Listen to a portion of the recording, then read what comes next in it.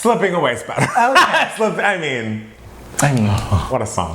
We'll talk about it. We'll talk about it. Don't spoil it. I'm sorry. I mean, people are not going to be shocked to hear that you liked Slipping Away. I mean, I feel like I've probably mentioned that. I feel like the world has mentioned it. I feel like Mariah's mentioned it 5,000 times. I mean, Slipping Away, we love that. But I mean, she has a point. Slipping Away is her baby. Now that baby has been born again.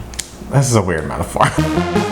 Hey everybody, welcome back to another episode of Two Gay Mats. It's Matt Steele. It's Matt Palmer. And it's a very, very exciting day for Matthew Palmer. Yes. And for all the lambs out there in the universe. Yes. Because Mariah Carey has released some never heard before music. Yes. From in the days of yore. We won't give numbers because we don't acknowledge time in this household. Which Mariah explains in the meaning of Mariah Carey. Iconic opening line. When she said that, I turned off Audible and I was like, ah! I listened to the meaning of Mariah Carey in one day, all 11 hours, and I was just...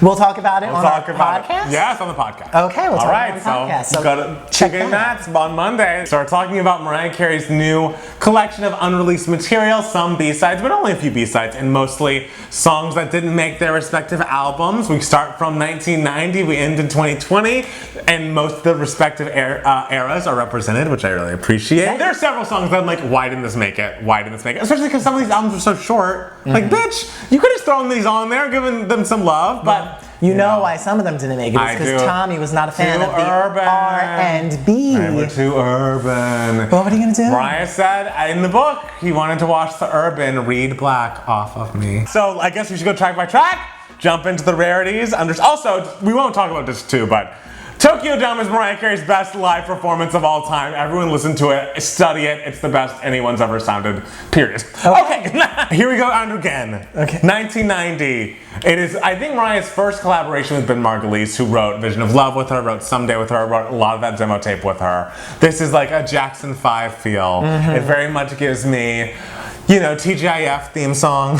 Yes. You know, it's very nice. Step by step. It's so crazy to hear that on a new album in 2020. I know. Because you hear it and you're just like, you're like, whoa, what is this? You're like, whoa, forgot about this sound. It definitely feels like it is a cousin of Someday or Prisoner. And the thing is, I feel like I'm maybe a little alone in this. I feel like in reading what people are feeling about the album, everyone really loves the song. I like the song. I get why it was not on the album. I like it a lot. Wow, I don't ever say I like love it, but like I think it's really fun. It is fun. It's catchy. Why was Send From Up Above on the album over this song? I mean, they're different vibes. Would you rather this or Prisoner or Someday? This. I think I liked this song better than Prisoner, and I'd put it on par with Someday. Oh, I don't know. I don't know about that. I think it's as good as Someday. Well, Mariah's team me right now because Mariah hates Someday. So Mariah's probably just like, yes, here we go around again. Should have been on the album. I don't dislike it. I prefer Someday and Prisoner. I just feel like it's a little cheesy. And I get that it was the sound, I understand that, but I don't find, maybe I'm just used to Someday and Prisoner at this point, but those songs don't read as cheesy to me as this one does. But she sounds amazing, it works. I don't think this song is very cheesy. I mean, because that was the sound, and Mariah was so young. She was like, what, 7, 8? Yeah, she was very young. I think sonically it's just a little much for me. It's just a little much for me. Yeah, everyone's I mean, but more than Prisoner. I love Prisoner. I love Prisoner because you don't think I'll be strong enough. I'm not gonna be a prisoner of your love. I don't lie and deny all of your actions. So listen now, here's my reaction. Yeah, but like hearing Mariah do that is like aggressive. Can You Hear Me? I would call the vocal showcase of the album. She sounds great. She sounds unbelievable. I can take or leave the actual song, but it's just... Well, we're leaving the song. I hate the song. No. It bothers me less than So Blessed, but I can sing So Blessed back to you, and I cannot sing this back to you. Because I'm just so focused. I'm like, God, that is a voice. Yes. She sounds unbelievable. It's interesting that you call Here We Go Around Again too cheesy, but this song, you're kind of just like, oh, I like it. I think Here We Go Around Again is cheesier than this. That's crazy. It's the truth. It's my truth. Well, your truth is... amazing and iconic. My lie. Do You Think of Me and Everything Fades Away? I was familiar with these songs already. I've lived with these songs for 25 years. They're still excellent. They're still amazing. They still should have been on Music Box. Aww. Excuse me, let me talk. Oh, I didn't know there was something to say. I thought you knew the song. There is something to say because in re-listening to Everything Fades Away again and actually hearing it on streaming, I would say it's one of the best Mariah Carey songs of all time. Absolutely, Absolutely it is. I didn't know we needed to have this conversation. But see, the thing is, like, this song was in your, like, wherever you consume music before, because it was on your computer and your iTunes, whatever. It was never on streaming for me, so the only time I ever got to listen to Everything Fades Away is when I was, like, in the car with you, and you were playing it, and which was, I haven't been in a car with you in years. Hearing Everything Fades Away again, like, years after hearing it, I'm just like, Jesus, like the melody, it's so close to Can't Let Go, but just a little different. But just, I think melodically, I love how there's just 1 second in like the pre-chorus or whatever where it goes from like minor to major, and it's just so unexpected, and it's just I'm just gasping through the whole thing. The chorus behind her sounds incredible. I think this is, if I was like, maybe like as time goes by, now that this is on streaming, I would put it in like top 10 Mariah Carey songs. I mean, I love this. It's just interesting because these songs, I'm so living with these songs that I'm like, yes, they're amazing. But to see someone like react essentially for the first time, really paying attention and like into the song, I completely agree with you. It's like, like, obviously. Everything Fades Away just takes. And I love Do You Think of Me too.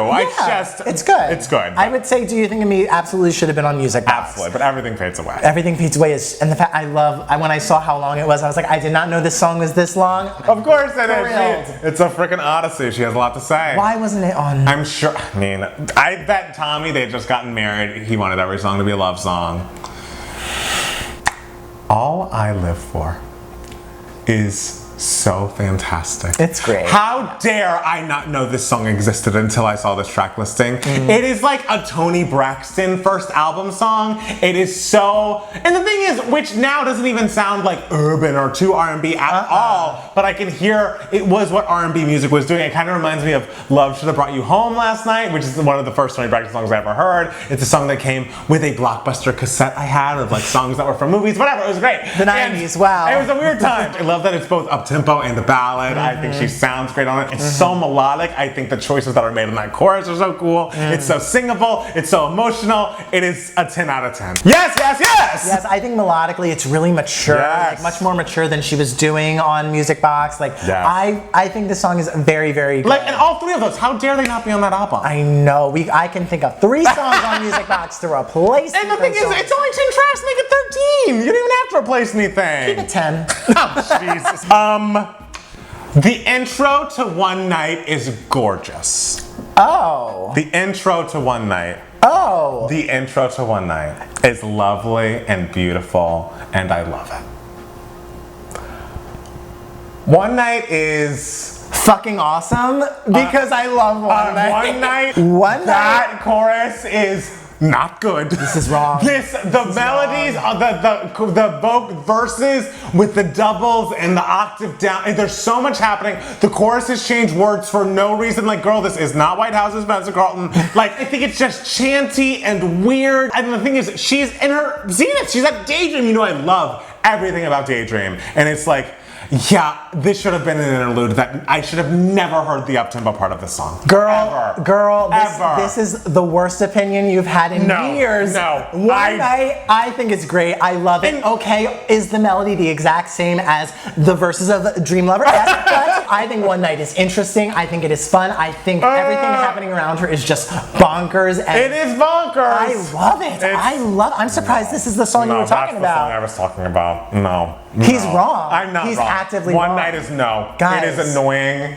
It is. That intro, the thing is, the intro is so beautiful. The intro is gorgeous. Oh my God. October 1st, the night Matt Palmer was canceled. I've never been canceled. I will not be canceled. I'm canceling you. I have not been canceled. I am still with us. Sorry, words I never thought I'd say, but Tommy was right about this one. This should have stayed in the vault. Mariah, I'm with you 100% of the way. Look, I'm with you on literally everything else on this album to a degree. This song, I just can't. Like, you gotta draw the line somewhere, and this is where I draw it. You are so wrong. It's like top 3 on like, I think One Night is Are you crazy? Hey, no. Guess I am. I guess so. I mean, what can we say that hasn't been said about Slipping Away? It is the song that should have been. It is a #1. Get Ariana on it right now, which is truly the best idea you've ever had, Matt Steele. Yeah, I'm full of great ideas, but that's the first one. And Ariana needs to be on this song. It needs to be put out today. it'll be a number. I honestly think even if they don't change the production right now, this song is still a hit in 2020. Oh yeah, I think Slipping Away feels very timeless. Yes, a perfect, beautiful song, mature and breezy. And emotional and like telling about her marriage at that point. There are so many melodies throughout. I love every single one of them. 10 out of 10. I don't know what we talked about. Yes. Still lovely, still amazing, still vocal. I could write a dissertation on Loverboy. There's so much that we don't know, and now we've shown a light on this Loverboy version. It's growing on me. I find it odd. I feel like the sample almost feels out of tune with her in the verses, which I don't love. I love the intro and outro vocals, the like do-do-dos that are not in the cameo version. I think the chorus is stronger vocally on this version, which I prefer. Are they different vocals? They're different vocals. Okay. I think they're in different keys. I think. I don't think, and again, no shade to 2001 Mariah, she's obviously an icon and legend, and we're talking about her B-sides right now. I don't think Loverboy's a hit no matter how you slice it. No. You know? No, I think Loverboy is fun and breezy. Yes. I'm also going to disagree with you on this. I like this version better than the original. Really? I'm always like, oh, I'm going to listen to Loverboy, I'm going to listen to Loverboy, and I always listen to it, and then I just kind of think about other things halfway through. Yes. This was the first time Loverboy kept my attention the whole time. It definitely makes more sense. Like the melodies that she chose were clearly to build off of this sample, and when the sample is different, it makes less sense. I think the actual sound of the sample I found a little just out of tune or off-putting. So I don't know which one I prefer. This one is growing on me. I just don't, I mean, the way Glitter, the album is a hit, is it comes out 2 years earlier and Heartbreaker's the single. Period, which was the plan, so. Yeah, I mean, the thing with Loverboy is you know that she was trying to create Heartbreaker again a little bit, and it's not as good as I know, she's done this kind of song so many times and have done it so well that you're just like, oh, this is always a little not as good as it needs to be. But I'm happy to hear it because there's so much mythology around Loverboy. Yeah, give us another Loverboy. There's a whole chapter about it in the book. I am obsessed with I Pray. She wrote it for a little girl who had not transitioned yet, whose name at the time was Paul Robbins, that Oprah episode.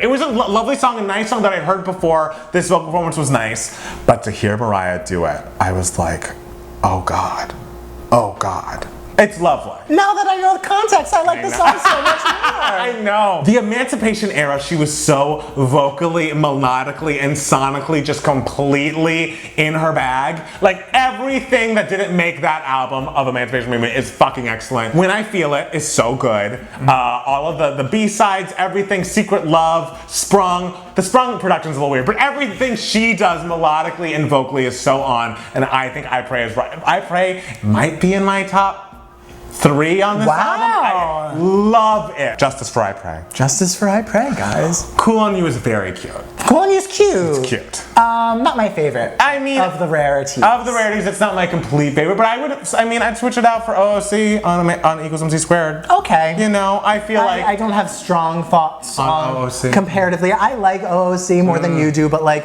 I would put these songs on equal playing field. I think this one's a little bit more interesting, a little breezier. I like that she's just like kick racks. Yeah, I like that. I like the little hooks on this song. I feel like it's not like fully finished though. I can see that. I feel like there could be like a little more in there. Mesmerized. How was this not on? I am so mad! How was this not on Me, I Am Mariah, The Elusive Shanti? How? Okay, my only thoughts are, it's a disco song. Yes. You Don't Know What to Do was also a disco song. So I guarantee you they were like, you can't have 2 disco songs on this album. Well, she didn't write it for the album. She wrote the song for the Paperboy with the Lee Daniels movie with Zac Efron in it. She wrote a song for that movie? Yes, she wrote this song for that movie. I can't imagine this song in that movie. I never saw the movie, but she'd written it for it, and they announced that it was going to be in it. She's like, I just wrote a song for Lee Daniels. So she wasn't really writing it for the album, and I get you already do if you don't know what to do, but... And You Don't Know What to Do is a classic.